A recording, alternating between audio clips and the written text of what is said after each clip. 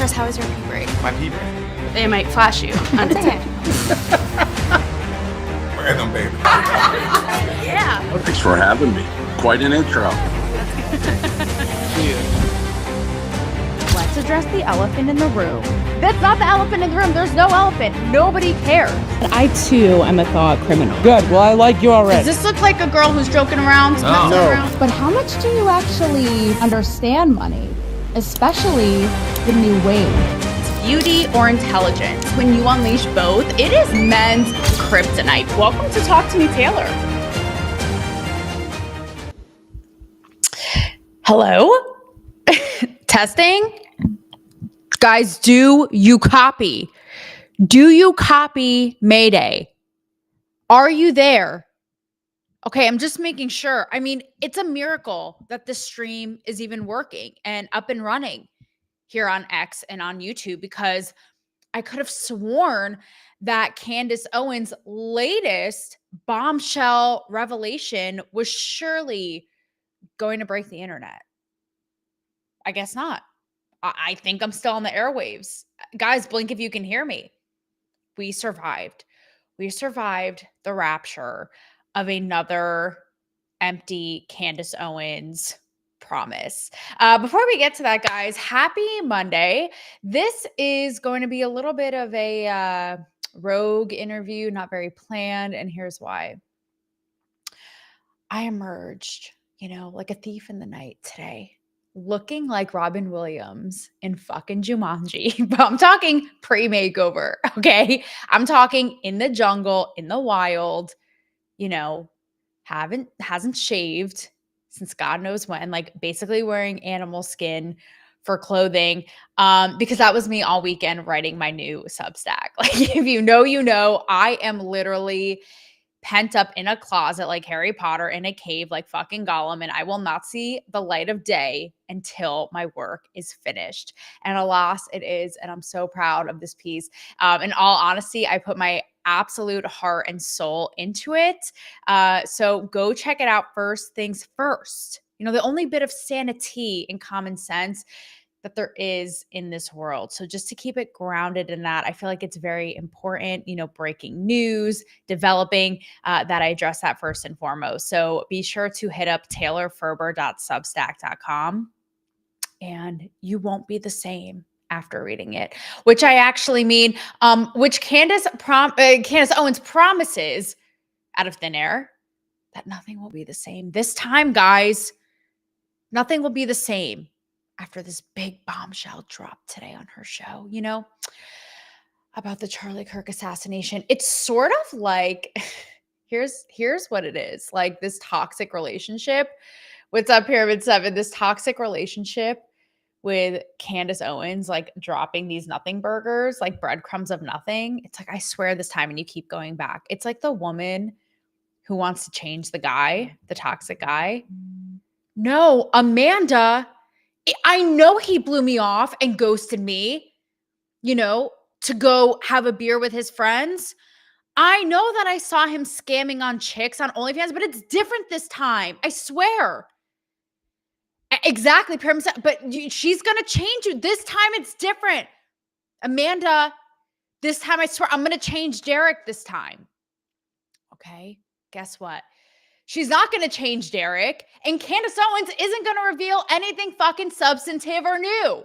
Like, why are we in this toxic relationship with this woman? I have to tell you, though, I did. And I didn't even need therapy to do it. You know, I nipped it in the bud. I couldn't take any more. I was listening. And you know, I've said this before. I really was so into all the Macron stuff she was doing, all the Blake Lively, Justin Baldoni. Was she always an outward grifter? Of course. But at least that shit, it was like going somewhere. It was entertaining. And look, guys, I'm not even mad at her or knocking her for understandably and justifiably being like, something smells fishy. This isn't right. Why are these so-called texts from Tyler Robinson written as if it were like the backup to the new Hamnet, like from the Victorian era? Like, I don't even fucking know. Like, what is this trash, right? And I do agree with that. I do agree that we don't know everything. I think the FBI is lying to us, and I think that we deserve to know. I absolutely agree with her on that. That's why I was really on it in the beginning. I was like, this is really fascinating. But still on her and thinking this is really tacky the way that this is all. I thought it was just disgusting. Ultimately, like the more and more it was happening, I was like, why is she making this like a new CSI episode? Like, what is happening? Is this not her close friend or what? But I do agree. I agree that they are not being transparent, that we're being lied to. And and you know what the sad truth is, though? I know Pyramid 7, give Derek a second chance and give Candace another chance. No, bitch. I lost enough brain cells listening to that girl, and I had to finally, I was like, I don't have the mental wherewithal, you know, for this. But where was I going with this? I just lost my train of thought. Somebody in the back. Either way, I know what I was going to say. Okay, do you guys remember the story I told you when I met those guys at the bar and I let one of them feel my boob? Do you remember that whole thing? And they were all different, like, correctional facility, like, what is the, I'm sorry, I'm a little brain dead today, hence the cave for writing my Substack that I just emerged from, like, to shower for the first time in a year. But either way, like the, oh, you guys know the enforcement, whatever, at prisons, and some of them wanted to be in the FBI and all this. And we got into this deep, and they were like, Taylor, we're never going to know. Like, which for me, you know, I'm persistent. I'm impatient. I need transparency or I will die. Like, I am not well. So all that to say, like, it's unacceptable. We have to know. And I don't know that we ever will, truthfully. And so for all of that, I appreciated her. But now it's gone completely off the rails. First, it was, you know, throwing Turning Point itself under the bus. I was like, what are you doing? Like Charlie Kirk's right hand. Alex Clark, as I talked about in a recent episode with Turning Point, has very much gotten involved, and she's actually tweeting now, which I'll tell you about tonight's big drop ep of Candace. You know, on the edge of my seat. Never heard this before in the last like only 500 fucking times. But then throwing Israel under the bus in the most reach obscure ways. I don't know if you guys saw, but there was one episode where she showed an interview of a local woman with her kids shortly after Charlie was killed on the news. And she starts doing this whole deep dive and ultimately says that all the people in this neighborhood, you know, they all are in the business of manufacturing valves, this woman included. And, you know, valves are tied to the CIA and the Israel. I'm like, girl, what? Literally, what? What are we talking about? Or then she'll be like, you know, again, the ultimate gaslighting. It's like so psychotic how retarded she thinks that we are, her audience is. And the people that buy it, like maybe you actually are mentally handicapped and challenged. But she would put up on the screen like allegedly the type of bullet that was used. And like, but the image is like, bullet, you know, used in Israeli by the IDF. Like it just was so, I'm like, okay, again. And just why she had to turn this into a crime drama was so gross to me. Literally, I mean, that is the epitome of capitalizing on stupid people, no offense, on the internet, right? For clicks, for likes, for views. I saw such a great tweet today, and it was like, if you really cared, because again, it's all under the guise of like, I'm the only one who cares. He was my friend. Turning Point. No one's pressing. They're all just praising Kash Patel and and like no one's pressing like I am. And I saw the best tweet. It was like, if that's the case, then just tell us. Why does it have to be like you are leading up to the finale of the fucking Bachelor every week? Like it is going to be this ground stopping. Like it's crazy to me. So I say all this because we got the tweet today. That nothing will be the same after tonight's drop. Nothing. That she has the intel. And you know her thing, she doesn't know, but she knows. She's just asking questions. So when you take her up on it, or you begin to go there, wait, well, I never said that. No, why would you think that? It's just literally like she thinks that we have the brain capacity of this actual fucking pumpkin. And no, I won't let go of Halloween. So step off. So yeah. And so I actually have a friend who's in Turning Point, and I'm going to try to get her back on the show to talk about this because little inside intel. Because she's been really transparent with me, and she's like, I'll say this publicly, I don't care. But she said, as someone who's so involved in Turning Point, and it really means a lot to her, she is really also disgusted by what Candace is doing and so over it. Even with tonight, she's like, can you give me the cliff notes? Because like literally none of us have the brain capacity to deal with this lady anymore, which is why I'm looking at the tweets now. I'm like, I'll gather everything I need to know on Twitter. They'll give me the cliff notes. But she also said that there also is validity in a sort of pressure within Turning Point to want to press on and ask more questions. So she's like, similarly to what I said, like I appreciate her for that, but the way she's doing this is just literally so tasteless and selfish and off the rails. Like it's absolutely gross. It's almost like Q drama. What's Q drama? Pyramid 7. Help fill a girl in. Is that the cool like slang these days that the kids are using? So yeah. So just really use that, you know, to discern. And again, I don't even want to go down this whole trajectory, but she's created this environment of such hostility and low-key brainwashing that I see it too. I see it on X, all the conservatives who are like, what are you doing? And immediately it's like you're labeled, you know, that you're just mad at her because she is calling out Israel and all. And so it's a knee-jerk reaction. And it's like, how about not? Anybody with a pulse, any human can be like, what is this? What is this? Like, this is like borderline barbaric behavior. And it's really desperate. It's not even about that. It's like, sure, I don't care. Throw Israel under the bus, girl. Nothing I haven't seen. Like, okay. But the fact that her little army and her brainwashed followers so so closely like follow this dogma. It's like, no, she's right about everything. They're lying to us. She's not, and Israel's to blame it. This is how you know, okay? This is how you know. I was getting my hair done the other day, and my hairdresser, who's so sweet and, you know, is really up on her shit and is super smart. We were talking about all of this, like how we won't really actually know with Charlie Kirk, which is so sad and unfortunate and such a disservice to the American people. And she's doing my hair, and she's like, girl, I don't know, but I feel like maybe it was like Israel staged. Like, but I literally said to her, I was like, girl, that's the Candace Owens talking. That is straight up the Candace Owens talking in you, right? So she's sort of nurtured and bred this, like I said, just this entire like groupthink of, you know, this bad, that person bad, that entity bad, Jews, Israel, you know, the problem and the source of all wrongdoing and all this. And so if you challenge or you go up against it, oh, well, you're just you know, placating the Jews. It's gross. Pyramid 7, you know, the Q drop stuff, future means past. I don't. Should I know this? Please elaborate. Are you trying to make me look blonder than I am? Pyramid 7 by said hairdresser. So all of that to say, there are a lot of competing voices right now, and it's just getting crazier, right? And it was already percolating. It was already bubbling up to the surface. And what happened with Charlie Kirk, which was such a travesty, I said at the time, and we all still feel it now, it was like the boiling point, inflection point, and nothing is ever going to be the same. And now we're already seeing like the cracking and the unleashing of all these voices.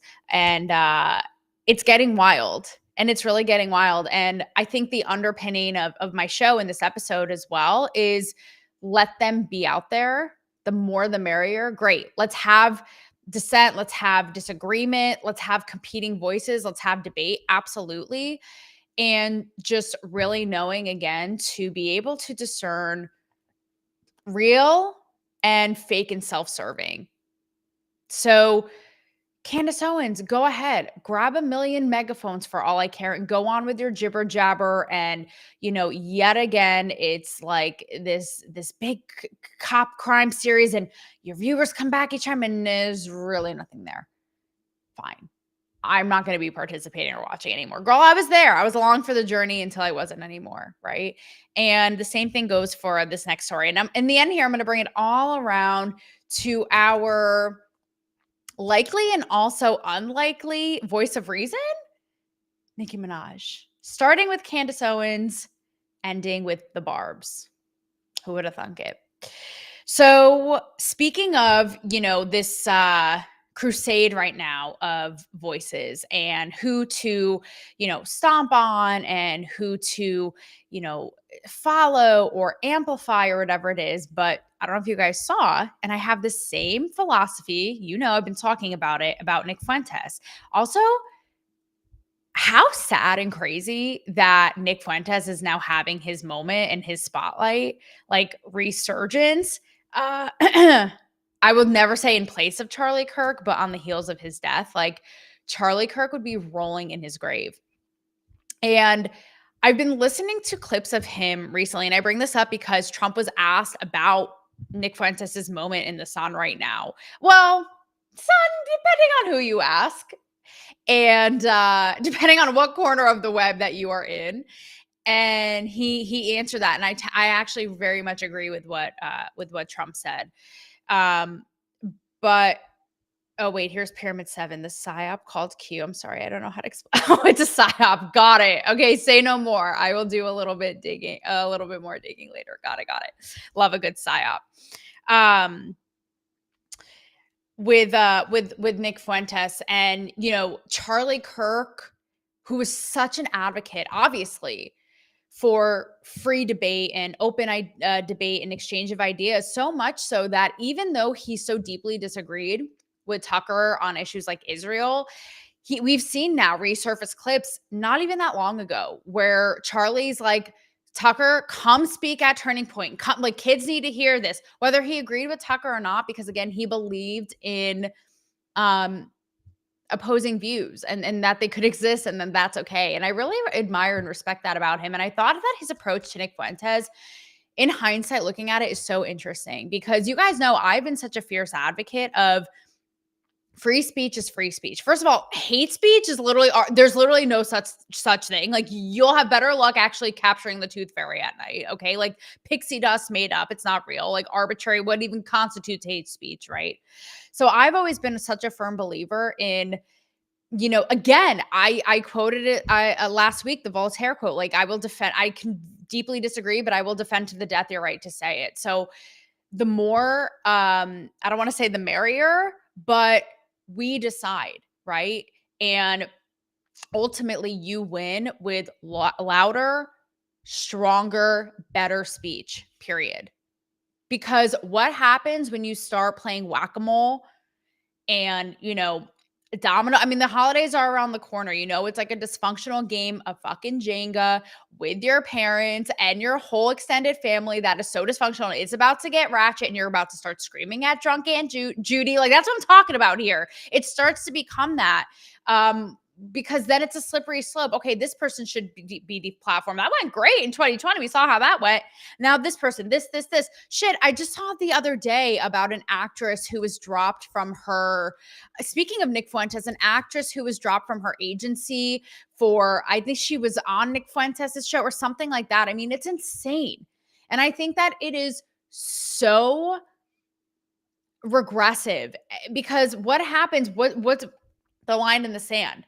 You know, then you're going to start going, oh, it's just arbitrary. And then the lines extend. Okay, we're going to shut this person, deplatform this. I always look at it as, would you want it happening to you? And it's all subjective. Somebody could think that Nick Fuentes has the best speech ever. Whoever that person is, they need deep psychotherapy. But I'm just saying. So if it were turned around on you, that's why I don't believe in it, you know? I believe in an equal playing field and let the people decide. And the marketplace decides, so to speak. And so Charlie Kirk had such an interesting approach to this because he was just straight up like, and you know, maybe it was hypocritical of him. I don't really know. But in a way, I'm like, is it contradictory to his philosophy about open and free speech?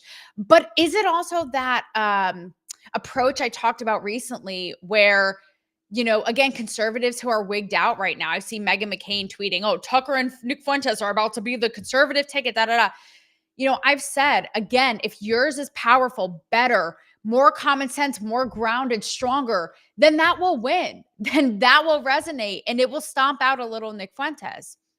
And having that confidence of like, well, my ideas are better and they're stronger and they're more productive, right? And they're better for the people. So I feel like Charlie Kirk had that. It's weird. He kind of had, it was a little hypocritical. He wouldn't debate with Nick Fuentes. But he also had that kind of energy of like, this is what I think. This is the way I'm convicted in it. And I'm not even going to give that guy the time of day. Come hither. And this is where it's at, right? Because and there are clips of him saying, basically that Nick Fuentes, what he says, what he spews, it's filth. Why would I platform that? So in that regard, I mean, I got to give it to him. I'm a little bit torn. And like I said, I could see the two coming hand in hand. But I say all of this because Trump was asked about it. And he essentially said the same thing your little old talk to me Taylor said, which is, well, so Trump, like, matter, it was so funny. You know, he's like, because remember that time Nick Fuentes went with Kanye to that event that Trump had?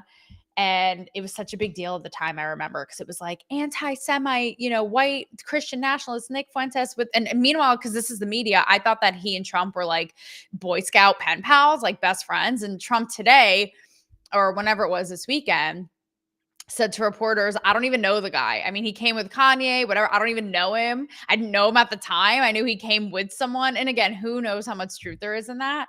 But it's so funny how he pulls a Mariah Carey. Like, I don't know her, you know, classic Trump.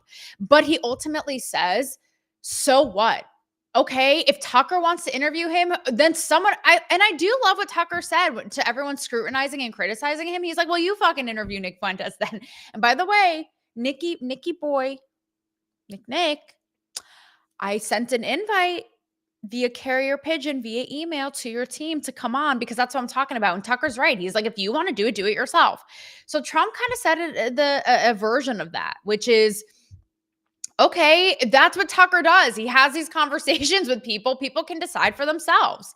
That's what these people do, like Tucker, right? Like a pundit, a show host. So, I totally agree. And this is how, off the rails that people have become and in their camps, because I guess aside from discerning real and fake, another thing I want you guys to take away from this half hour in heaven is forget the 7 minutes in heaven in closet in middle school. This is so much better. Is if you're really about something, are you about it? Or are you about the camp? So if somebody is saying something, but they're not in your camp, are you then just not going to be about it merely because, they're your opposition, so to speak? Like that's what we're seeing now, and it's all falling in on itself, and it's nuts. Cause I commented this in the comments of one of the videos of Trump saying this, and I was like, he's right. And of course, you have people coming out. You have people coming out of the woodwork. And again, these, let's be real, are probably, leftists, Democrats who theoretically, now it's all fucking crazy, but who theoretically believe in free speech. Yeah, because it's Trump. It's like, no. No, he said it. And it's like, are you about it or not? Or they'll paint it like like Trump is somehow, Nick Fuentes' babysitter and best friend. Like, oh, well, he's saying it's okay, so he must, be about it and support his ideology. It's like, that's how far they'll go in such a stretch. And I see it on the other side too. Don't worry, we're going to get to MTG. But and of course they'll say things like, it's just like, don't be a hypocrite. They'll come out and say things like, oh, how ironic coming from the guy who's trying to stomp out other speech or silence other people. Cause I don't know if you saw, but apparently there's a story where Trump is trying to get Seth Meyers taken off. I don't even know with the FCC. Again, similarly with Jimmy Kimmel, I don't know. All I know is, and I said this in the comments, is it's hypocritical from both sides and people shouldn't be censored, period. Be about it. Like, not just when it's advantageous for you. And we've seen that on both sides, bitches. Don't act like it hasn't been, because it absolutely has. So that brings me perfectly to Marjorie Taylor Greene, which is, this whole thing is so crazy to me because I was like yesterday years old when I learned that she has not been at this that long. She's like, I was basically just a mom with a business on Facebook and vocal about politics, like 8 years ago or something like that. And now she's, one of the most high profile, visible, people in Congress. And she kind of garnered this reputation for being a little bit like super MAGA, a little off the rails, like a little unhinged and reactive and all this. But the more and more I watch her, I'm like, she's very much just like person of the people, common sense. Again, she's very like a Tucker, very America first, very anti-Israel. It's okay. Again, not everyone has to agree with me. But I'm watching this play out because she's very firm on the Epstein files. Again, very populist in that way. Because, again, I agree. They campaigned on this shit. And now it's suddenly like, oh, no, nothing to see here. It's pulling a Candace Owens. It's like, no, it's a Democratic. It's like, Trump's like, it's a Democrat hoax. It's like, just release them. It's all we heard during the election cycle. Now, suddenly, like they were just expected to forget. Who's grown on you a lot? Oh, Marjorie Taylor Greene. Yeah, same, 100%. And here's what's so fascinating, right? So she hasn't backed down. And she, by the way, has been Team Trump, Team MAGA all the way. And, she has been really at the forefront of this. And she said, look, I am not okay with people abusing their power and people in power getting away with this. I've spoken with these victims. I've spoken with these women. Like, it is not okay and justice should be served. Period. Common sense. Now, people will also combat that and say, oh, we care about things like, can we afford groceries? The quality of life. What do we care about this? And the point is that that's not actually the point. Because like I said, they promised this and campaigned on this shit. So it's like the gaslighting of the century, tied with Candace Owens. I would say Candace Owens takes that though, bar none. But it gets into what we said earlier about Charlie Kirk, the FBI, his assassination, and that I am not buying that bullshit story that they're giving us. So if they're going to lie about cover up things with Epstein, with Charlie Kirk, what else? So it's about the bigger picture. It's like, if they're going to get away with it with this shit, well, then what else? And is that the kind of precedent we're going to set? Absolutely not. And so what's really fascinating about this is how even her coming out and saying this, and she was on CNN yesterday, and she even said, she apologized for being part of this toxic, divisive, really polarizing climate, and how it's inhumane, and how you can't even have a dialogue with anybody anymore, and owning her part in that. And she also said, basically, like, I'm my own person and I don't owe anything to Donald Trump. Like, it was because he threw her under the bus, being like, I don't know what's happened to her. She's a left-wing like Marjorie Taylor Greene, a leftist. Okay, guys. So, yeah, I agree. Pyramid 7, they're definitely involved. I am not buying it. And unfortunately, again, I don't know that we'll ever know. I hope we do. And Candace Owens, I don't think she'll be the messenger. If she is, okay. And again, I could eat my words about her, but we'll see.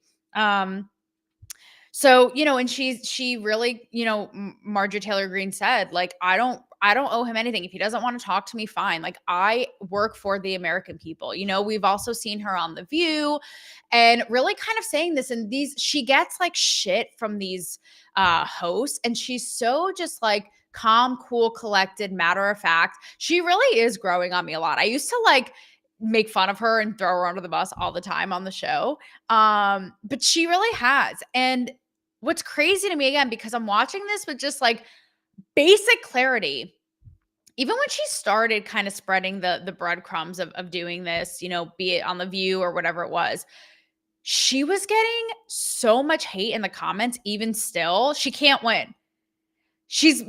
Conservatives are calling her Marjorie Trader Greene.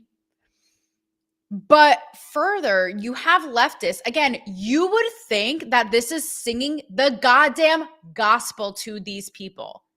But no. In the comments, she's fake. She's a bitter woman because Trump turned, because they had their disagreement. Don't trust her. How about she actually just doesn't give a fuck? She means what she says. She's working for the people. Again, even if it means sacrificing her relationship with the most powerful man on the planet right now. I don't know. It's like, you can't win. So Trump ultimately wrote on Truth Social and said, expose them. Fine. Expose the files. We have nothing to hide. Because she's alluded to, I don't know that it's him, but there's something that's being hidden in there. What is it? So he did say, and I think that's in large part due to her. Loomer hates her. Yeah. And look, the conservatives, we've been talking about this, they are just ripping apart at the seams, as are the Democrats. But, you have this whole thing right now of, is MAGA itself falling apart? And the Epstein files really, again, a big pushing factor in that, people getting fed up with the games and the cover-ups and the lies. It's like, just be about it. You have Marjorie Taylor Greene, people calling her a traitor. Then you have like the Candace Tucker, Nick Fuentes. So it's all falling apart. It's going to be really interesting to see what happens. But, again, this is why it is so hypocritical, because it's like, if you're a leftist, right, or whatever, I don't care what I don't even care. I don't care. And you agree with this, right? I've seen these memes, and it's Mom Donnie said it, which is, speaking to the Epstein files specifically, which is, if it basically, if releasing these creates our entire structure to crumble, then so be it. I agree. Like, bye, bitch. Don't let the door hit you on the way out. Fine. And that's basically what she's saying. So you're okay with Mom Donnie saying it, but not Marjorie Taylor Greene, who's actually on the side and can make change within the ones who are withholding this. That's what I mean. That's like where everybody looks so crazy. Because again, it's are you about your team, or are you about the thing you're about, regardless of who's saying it? Like, honestly, everybody who's participating in this, you guys look like a bunch of clowns. Not you guys watching the show. I'm saying, the others. I'm like, don't participate in tribal behaviors, but the others, yeah, those fucking losers. No, I'm just kidding. It is sad. It is absolutely sad. And truthfully, that's why somebody like a Mamdani who has these shittiest ideas and policies of all fucking time, okay, who has had no detail of how he's actually going to do these things, but that's why somebody like him did what he did and accomplished what he did. And I hope that people as angry as the right can be or whoever can be or like, you know, even the liberals who don't like Mamdani, like the Cuomos of it all, I hope that they learn something from this because, you know, I've said it before. He could have the worst ideas literally ever and very shitty views, I may say, but at least he does not give a shit and he is about what he is about. He said it the night where he was elected mayor. He said, you know, I'm this, I'm a proud democratic socialist, I'm this. And he's not backing down, you know, and he said, you know, we toppled the I keep forgetting, the dynasty. That's how badly people want real people who mean what they say and people who are not in these incestual institutions. Like people are done. People are over it. So I think right now there's all this hysteria over the Nick Fuentes and the Candace Owens guys. They'll burn out. They'll have their day. You think people are going to do these mental gymnastics all this time? No. So again, I really have hope that the real will emerge.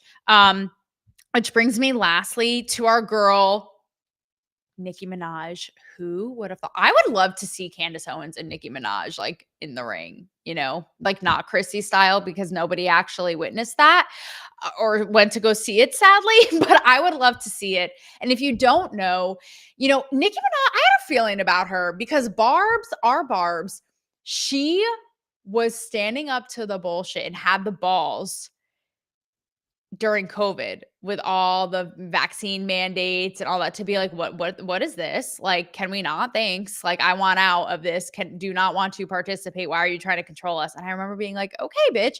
Well, she's reemerged. And in this time, she is talking about the absolutely deplorable, basically the genocide, a real genocide of Christians in Nigeria.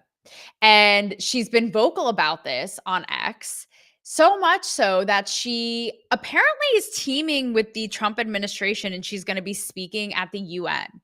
And she tweeted even today, you know, that it's our duty to speak up about things and there has to be a bigger purpose. Yeah, we should end it with this Pyramid 7. How good. I wish that I did the trend with Linda Perry. Bitches ain't shit and they ain't seen nothing. It's so good. It is so good. I'm going to end it on that because this is what real looks like. This is, to me, again, to end it with, it's so clear. And the juxtaposition between a Candace Owens, you know, a grifting, kind of desperate media manipulator, marketing genius, and Nicki Minaj, who could be throwing her own reputation under the bus, like putting it all on the line, but is inserting herself, being like, I'm watching this, not okay. And also, if you're going to go a level deeper, so hypocritical, right?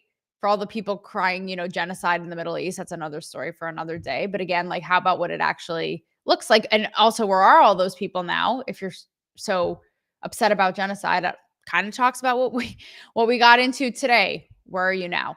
Are you about it or not? Do you even know what it is, eh? And if you see it happening, are you disgusted and saddened and want change? Because I haven't seen any of these motherfuckers at Harvard or Columbia talk about this. But Nicki Minaj was real. She stepped in. And guess what? Barbs is the super base herself is going to the UN to speak about it. So there you go. And I don't know. I haven't seen Candace Owens at the UN anytime lately. So with that said, I will see you all on Thursday. Thanks for watching. There he goes. Yes. Pyramid 7. This one is for the boys in the boom system. If you know, you know. Good night, guys. See you Thursday.